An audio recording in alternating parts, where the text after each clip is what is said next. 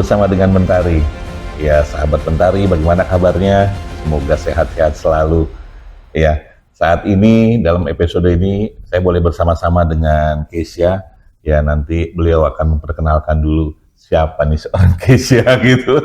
Tapi yang jelas pada saat ini kita akan membahas tentang diam itu emas. Seperti apa nanti bahasannya? Begitu ya, Keisha. Ya. Oke, gimana Keisha? Hari ini kabarnya sehat-sehat? Kabar puji Tuhan baik. Puji Tuhan baik. Boleh dong ceritain dulu biar biodatanya, biar tak kenal maka tak sayang. Berarti kan harus disampaikan dulu. Ya, baik. Ya, nama saya ini Keisha Luciana Mongi. Mongi kan dari Sulawesi ya, kebanyakan Sulawesi Utara, Manado, Minahasa. Jadi papa saya itu Minahasa, Manado, mama saya orang Ambon. Oh. Jadi Manado Ambon. Manado Ambon. Manado ya? Ambon. Okay. Nah, kemudian saya sementara berkuliah di Universitas Kristen Duta Wacana, Yogyakarta, mengambil Magister Filsafat Keilahian atau biasa kita kenal dengan teologi. Okay. Nah, di situ saya diajarkan untuk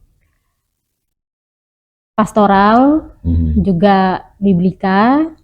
Jadi tidak hanya kita lulusan dari situ untuk bekerja sebagai pendeta, tetapi juga bisa mengajar, dosen seorang misalnya. Guru dosen gitu ya. Guru dosen itu memang sesuai dengan firman Tuhan. Sudah ada porsi masing-masing, yang gembala ya gembala, yang pengajar ya pengajar, begitu. Baik. Tema yang untuk saya sampaikan ini tentang kebajikan emas, ya. Nah, apa sih itu tentang kebajikan emas? Bolehkah ya kita sharing lah, ya, supaya lebih enak. Iya, tema hari ini kan tentang diam. Iya. Nah, diam itu kenapa sih? Apa yang sering orang bilang diam? Sering orang mengatakan bahwa diam itu adalah sesuatu yang emas atau silent is golden. Ya, seringkali kita seperti itu. Nah, kenapa dibilang seperti itu? Nah, yang pertama saya mau katakan silent itu dengan listen itu hampir sama. Mirip ya? Mirip. Kalau di kata-katanya dibalik-balik itu mirip. Listen dengan silent. Kenapa kita harus silent? Itu karena kita harus diam. Diam dan lebih banyak apa? Mendengarkan. Listen lebih banyak daripada silent. Seperti itu. Jadi kenapa dibilang kebajikan emas? Emas itu kan murni ya. Baik, sesuatu yang baik, sesuatu yang mahal. Nah, ketika kita bisa menahan mulut kita untuk berbicara, itu adalah sesuatu yang baik. Dalam hal apa? Misal, terkadang kita mempunyai pikiran negatif nih. Seringkali ya, kita mempunyai pikiran negatif terhadap orang, itu mulut kita seringkali cepat untuk merespon. Banyak medsos, hoax, itu langsung netizen pada mengutarakan semua di situ tanpa melihat dulu latar belakang kejadiannya apa. Nah, itu yang dikatakan tidak bijak.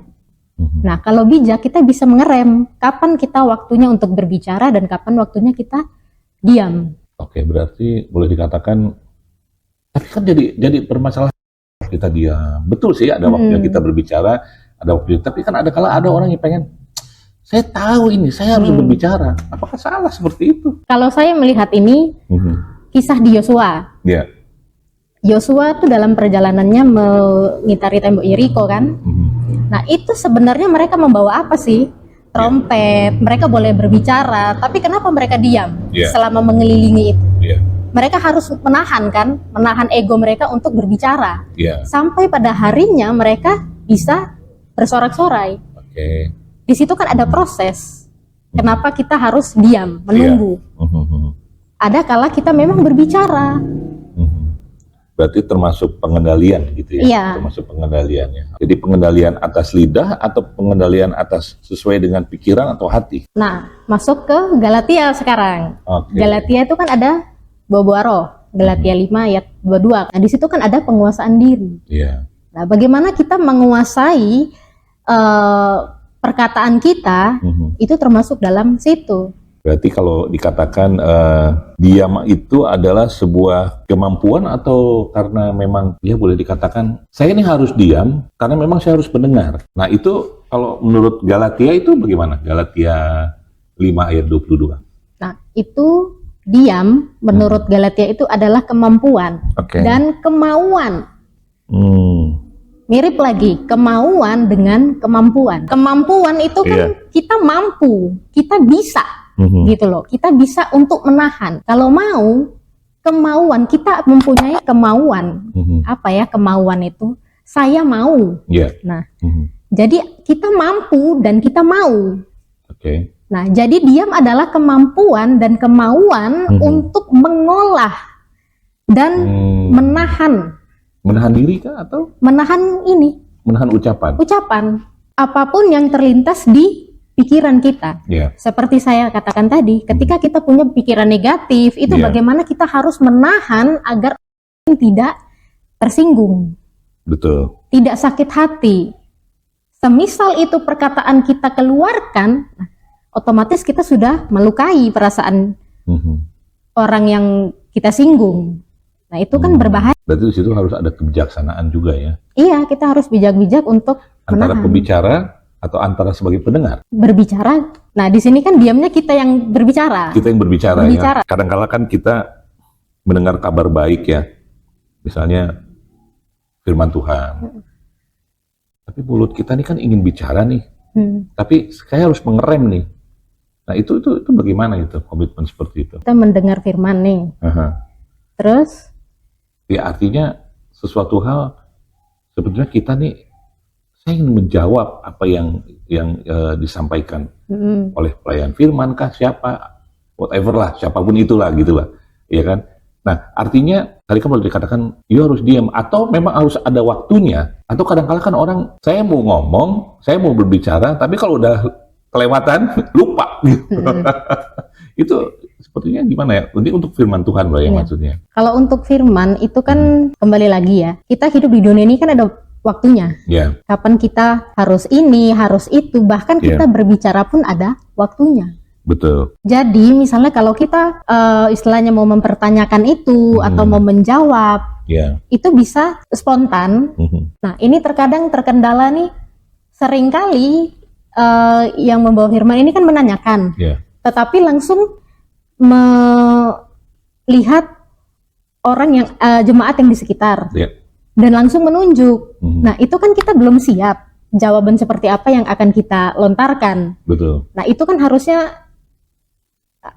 harusnya tidak boleh seperti itu. Kalaupun mau bertanyalah misalnya apakah menurut jemaat. Nah otomatis jemaat merespon.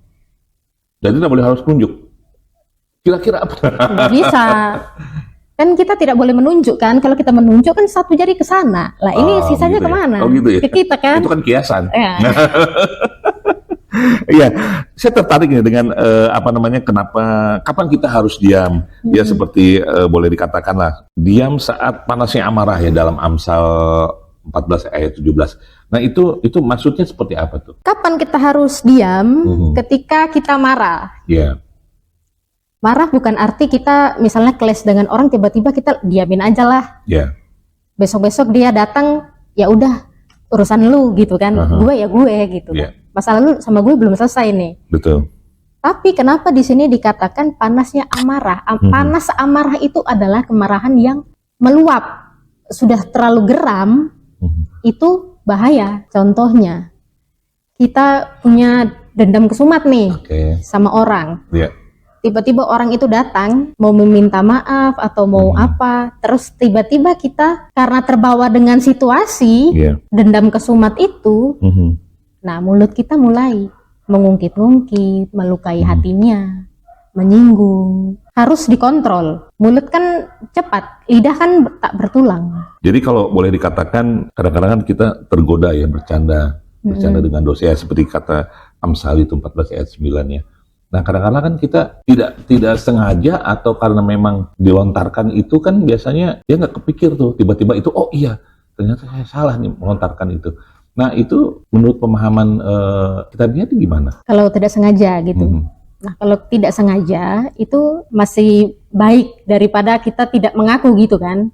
Misalnya saya bilang begini, tanpa sengaja nih, Om Ben kok kayak gitu sih? Nah, terus mungkin Om Ben merasa, oh kan saya lebih tua, kok saya digitukan? Nah, otomatis, maaf ya Om Ben, bukan maksud saya seperti itu. Nah, harus kita cepat merespon seperti itu sebelum dia marah, otomatis hubungan kita nggak baik. Padahal dengan ketidaksengajaan itu ya. Betul. Jadi harus cepat merespon, meminta maaf gitu cepat. Gitu ya. Kira-kira kalau menurut Keisha sendiri ya, tentang pemahaman itu ya sangkut pautnya dengan firman Tuhan ya. Artinya sampai sejauh mana sih? Kalau kita boleh katakanlah kita di gereja atau kita di ibadah ya, mendengarkan firman Tuhan. Kadang-kala kan kita, aduh ini pengen firman kok ngomong seperti ini. Dalam hatinya dia sebetulnya pengen bicara gitu loh. Nah itu pemahaman seperti itu tuh gimana? Pak sebetulnya itu salah yang dibicarakan, tidak seperti itu. Nah itu apakah memang bisa spontanitas? Itu gimana tuh menurut? Mungkin ada pelajaran seperti itu kan? Itu gimana tuh? Itu kalau seperti itu nggak spontan secara langsung kita langsung di situ saat itu, tapi setelah misalnya ibadah selesai, baru kita mengoreksi. Oh maaf Bu, Pak, ada kalimat yang kurang cocok atau salah atau menyinggung. Pernah memang ada beberapa kali yang saya temukan itu pelayan firman, kebaktian penghiburan waktu itu, menanyakan umur Bapak berapa. Dan itu menyebut nama, misal Om Ben, umurnya usianya berapa? Terus ibu ini usianya berapa? Nah itu kan sebenarnya tidak lazim untuk ditanya begitu. Dan alur khotbahnya itu tidak sesuai dengan ini firman gitu. Jadi artinya tentang firman Tuhan, tapi dia menanyakan suatu hal langsung to the point. Langsung to the point tanya. Berapa sih ininya? Berapa sih ininya gitu? Emang tidak diperbolehkan atau ada kode etik memang tidak? Ada kode etik yang memang misalnya menanyakan usia atau sudah menikah atau belum, itu kan bahasa-bahasa yang kurang etis untuk ditanyakan begitu. Dan itu memang sebenarnya kalau secara tata cara untuk berkhotbah itu memang ada cara-cara bagaimana kita menyampaikan firman. Jadi tidak hanya menyampaikan saja. Beda dengan kita persekutuan ya. Kalau persekutuan antara kita, dan itu pun juga tetap tidak boleh menunjuk. Nah itu kan salah satu bagian dari diam ini, bisa nggak menahan untuk tidak menunjuk. Kalau orang itu misalnya salah satu jemaat tidak bisa merespon dengan baik, seperti apa kan responnya dia, oh malu saya gitu kan, jadi malu, merasa minder dengan jawabannya tidak cocok, atau yang khotbah mungkin merasa seperti bagaimana gitu kan, jadi jangan sampai seperti itu. Gitu. Atau mungkin yang ditanya ini sebetulnya dia tahu sebetulnya usia kita kan. Saya jadi nggak enak ditanya. Dia mau bilang 40 ternyata dia sudah 50 kan. Jadi serba salah. Oh dia berbohong dan sebagainya gitu. Dengan perkataan-perkataan seperti itu, ada nggak sih kalau di ayat Alkitab? saya catat nih.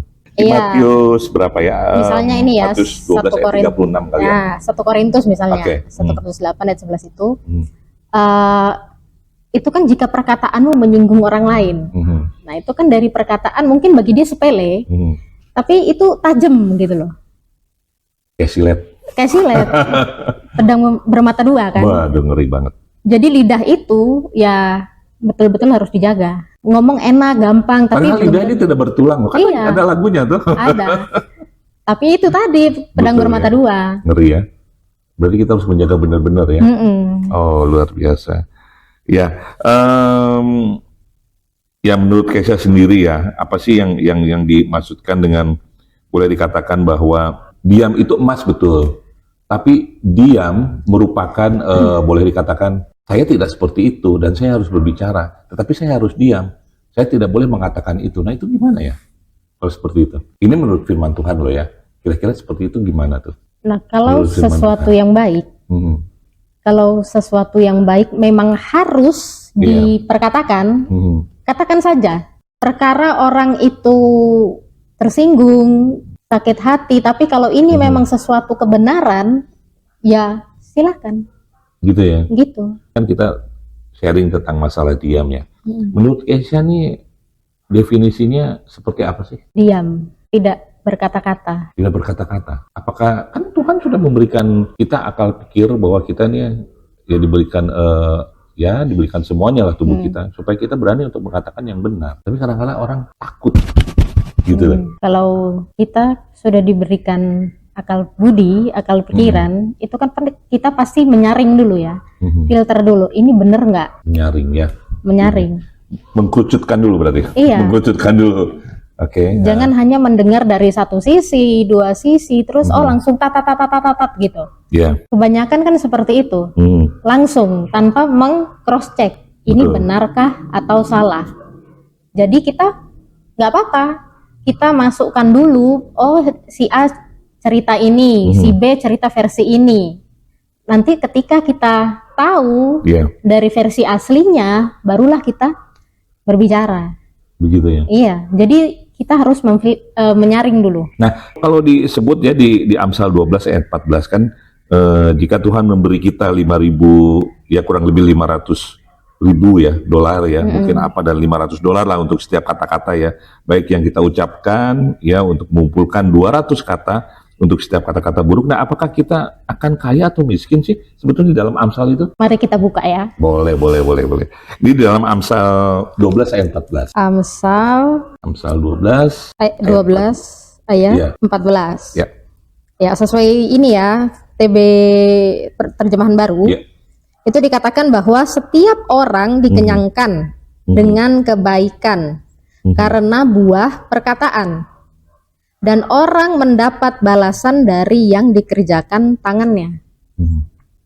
Nah, pemahamannya bagaimana tuh? Jadi setiap orang yang dikenyangkan dengan kebaikan karena buah perkataan, dan kita dapat balasan dari yang dikerjakan tangan kita. Artinya pemahaman itu kira-kira menurut Kesia sendiri gimana tuh? Ketika kita berbuat baik, perkataan kita selalu menyenangkan.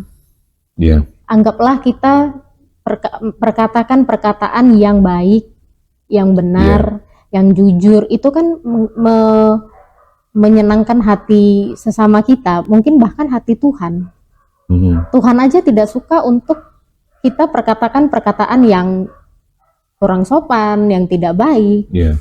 Tuhan kan maunya sesuatu tuh yang indah, yang baik.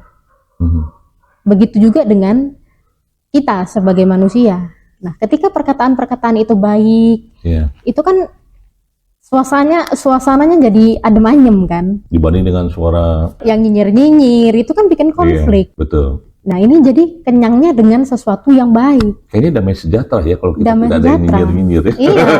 Artinya berkata ya, maksudnya sukacita gitu ya. Jadi happy aja, gitu ya. Artinya tidak menyinggung perasaan orang, mungkin tidak melukai perasaan orang, atau bahkan mungkin kata-katanya ya boleh dikatakan ya kata-kata sehari-hari lah, yang penting tidak keluar alur gitu loh. Iya. Begitukah atau bagaimana tuh? Iya. Contohnya dulu kita kecil lah. Iya. Kita kecil kan seringkali ngomong semaunya. Terkadang itu kan tanpa terasa orang tua juga rasanya sedih kan, luka. Nah, itu tanpa kita sebagai anak kecil yang merasa. Tetapi ketika kita sudah besar kan pasti kita berpikir dulu nih, aku mau ngomong apa? Nyinggung nggak? Atau dia senang nggak dengan perkataanku? Seperti itu. Nah, kalau anak kecil mungkin oke sih, masih istilahnya belum tahu lah kan. Belum mengerti. Tapi kita yang dewasa, yang sudah usia, itu pasti lebih paham. Memberikan contoh atau memberikan yang terbaik. Yang kadang-kadang kan kalau anak kecil susah bicara aja, susah ngomong aja kan. Ayo kamu harus bicara, itu sebetulnya kan tidak apa-apa tuh. Iya. Asalkan memang, tapi kan mereka tidak bisa, pola pikirnya kan masih beda gitu loh. Nah, itu kembali lagi kan ke pola pikir. Oke, iya. Iya, kalau boleh dikatakan gini ya, Yesus Kristus ini kan kadang-kala seperti mengajar. Saya lupa, Tuhan itu kan suka mengajar. Di ketika dia berjalan di mana dia bertemu. Kalau saya lihat di film-filmnya ya, sepertinya tidak pernah ada kata marah gitu loh. Kecuali waktu di gereja ya, waktu di salah satu bait Allah mungkin ya, yang dia mengobrak-abrik apa dan sebagainya. Tapi kalau dalam perjalanan, kalau saya lihat dengan kata bahasa Indonesia santai gitu kan. Nah, apakah harus seperti itu? Dalam konteks mengajar ya, ya mengajar itu ya kita memang tujuannya kan mendidik kan. Jadi apapun yang kita terapkan ke istilahnya anak didik atau peserta didik itu ya, masa kita mengajar marah-marah? Tapi kadang-kadang kan kalau ada orang yang sudah full, artinya ya mengajar sesuatu ya, ketika ada orang yang bertanya, dia balik marah tuh. Ada juga yang seperti itu. Padahal sebetulnya saya tahu ini tidak boleh berkata seperti itu, tapi ada juga yang seperti itu. Nah itu kalau dilihat dari firman Tuhan itu ada maksud lain atau memang karena terlalu capek? Kalau konteks sekarang mungkin terlalu capek ya. Terlalu capek ya. Tapi kalau Tuhan Yesus apa manusiawi? Artinya, saya kan manusia juga. Wajarlah saya harus marah. Manusia memang punya sifat seperti itu kan. Makanya Yesus kan manusia. Ngajar kan secara manusia.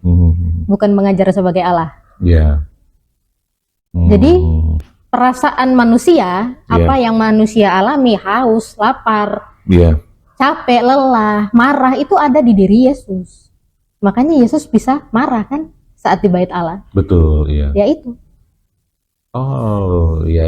Artinya pengajaran itu yang ya boleh dikatakan memang ya itu tadi manusia ya. Artinya boleh dikatakan wajar kalau memang kita seperti itu ya.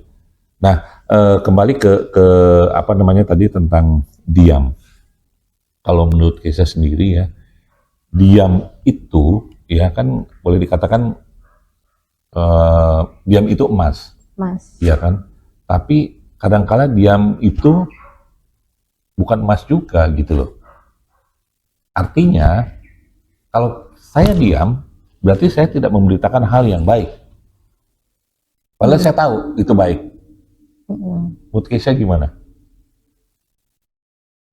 Diam sesuatu diam adalah emas. Iya.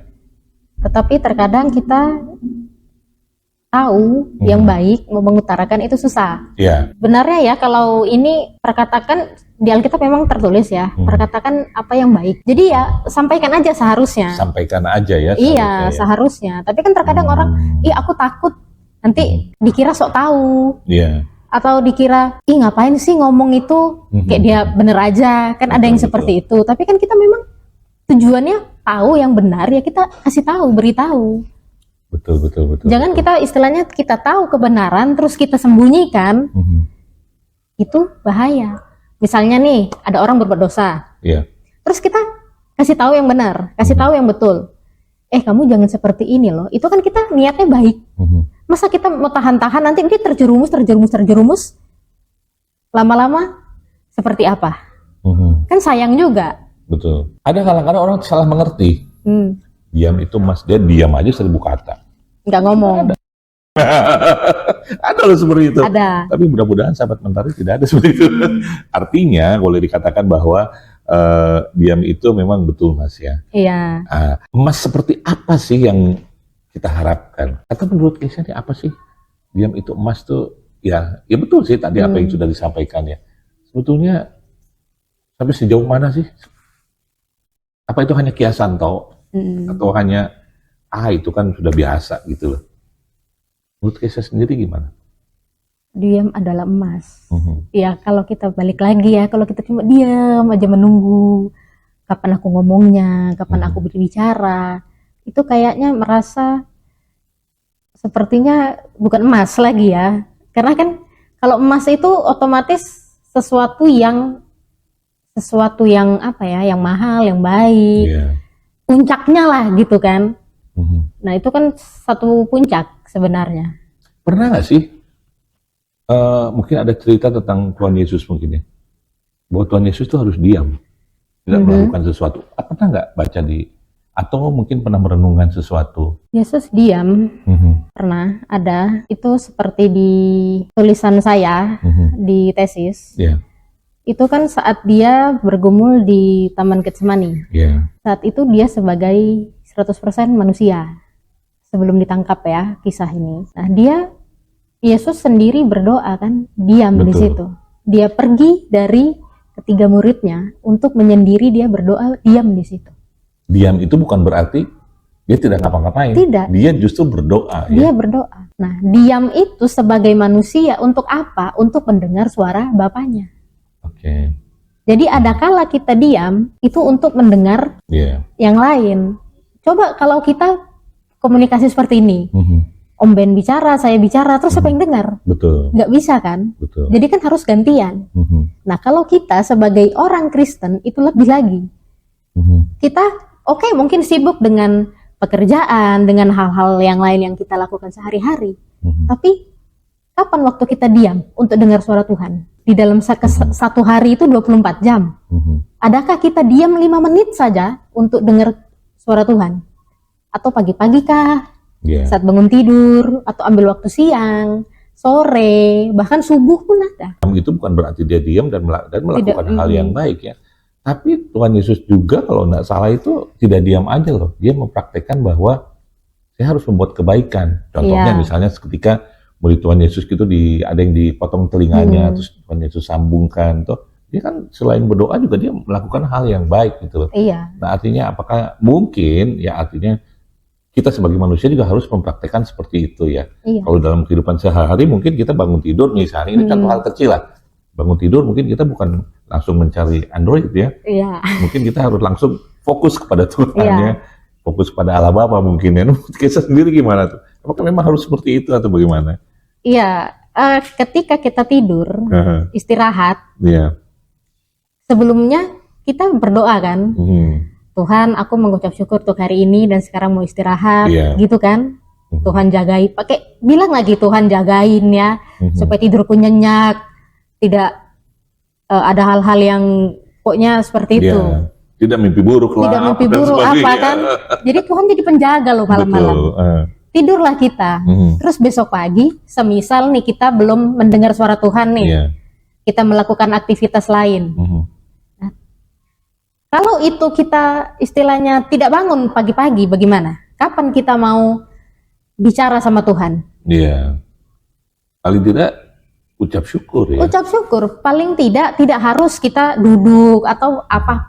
Bangun, bisa kita bangun, kita bilang aja, oh terima kasih Tuhan untuk istirahat yang sudah Tuhan berikan kesempatan, dan sekarang masih bisa bernafas itu juga karena Tuhan. Nah, kalau Tuhan kasih stop nafas, terus kita nggak bisa buka HP, betul, habis kan? Jadi bukan berarti bangun tidur terus diem, apa yang dipikirkan dalam pikiran kita, tujuannya ke situ ya. Iya. Justru kita harus mengucap syukur ya. Berarti diam, boleh dikatakan diam itu kan bukan berarti yang tadi dibilang itu, saya harus diem dah, ngapain diem aja gitu, aja deh, udah biarin aja deh, yang penting kan kita juga sudah dibangunkan pagi hari, tapi kita hanya di lip stop gitu, tidak langsung ke atas yang mengucap syukur ya. Seharusnya memang kita harus tujuannya ke atas gitu ya mungkin ya. Oke, ada yang mau disampaikan tak kira-kira untuk sahabat Mentari, kira-kira punya quote lah yang lebih, yang ya paling ini harus seperti ini loh, bla bla bla dan sebagainya. Untuk dari Kesia sendiri kira-kira apa? Ya, satu statement ya, kalau saya bisa mengatakan, semakin tinggi kita berhubungan dengan Tuhan, ya, semakin tinggi relasi kita dengan Tuhan, semakin sedikit kita berbicara. Berkata-kata itu sedikit. Kenapa? Semakin kita berbobot perkataan kita. Jadi, semakin tinggi kita berhubungan dengan Tuhan, semakin sedikit kita berkata dan semakin berbobot perkataan kita. Kan Yesus adalah sumber pengetahuan. Jadi carilah dahulu kerajaan Allah, semuanya ditambahkan kepadamu. Jadi perkataan yang keluar itu baik, tidak negatif. Baik adanya. Oke, terima kasih nih. Paling tidak kan kita boleh sharing seperti ini kan menjadi bagian juga untuk saudara-saudara kita, untuk sahabat Mentari, siapapun yang mendengar, siapapun yang melihat. Ya boleh dikatakan saya quote yang terakhir nih keren banget nih. Artinya ya boleh dikatakan sekali lagi yang paling akhir aja. Semakin sedikit kita berbicara, semakin berbobot perkataan kita. Itu yang harus kita pahami, ya termasuk saya, ya termasuk semua, termasuk sahabat Mentari juga. Ya semakin kita diam, ya semakin berbobot. Artinya untuk kepribadian kita, berhubungannya dengan Tuhan, karena Tuhan harus nomor satu, begitu ya.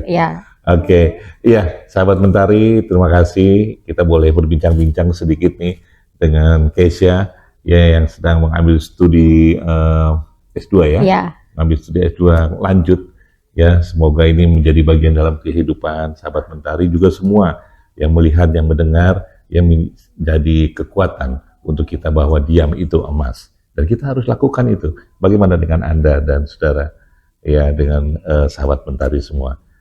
Oke, terima kasih Keisha untuk waktunya. sama-sama. Kita akan berlanjut nanti di episode yang lain. Oke. Ya, terima kasih. Tuhan Yesus memberkati.